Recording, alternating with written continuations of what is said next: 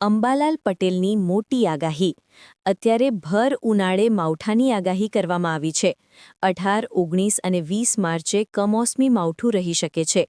18 માર્ચે ખાસ કરી કચ્છ બનાસકાંઠા અને પાટણમાં માવઠાની શક્યતા છે તો 19 માર્ચે ઉત્તર ગુજરાતમાં માવઠાની શક્યતા રહેલી છે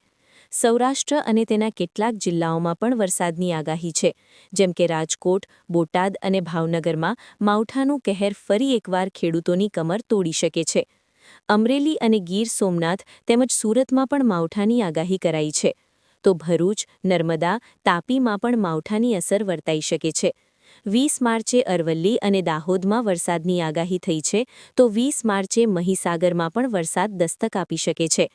રાજ્યમાં કમોસમી માવઠાની આગાહીને લઈ અને અત્યારે ખેડૂતો ચિંતાતુર બન્યા છે કારણ કે 18-20 માર્ચે વરસાદની આગાહી કરવામાં આવી છે વેસ્ટર્ન ડિસ્ટર્બન્સને કારણે વરસાદ રહી શકે છે તો મિત્રો હજી સુધી અમારી GR ચેનલને સબસ્ક્રાઇબ ના કરી હોય તો સબસ્ક્રાઇબ કરી દેજો વિડીયોની લાઇક અને શેર કરી દેજો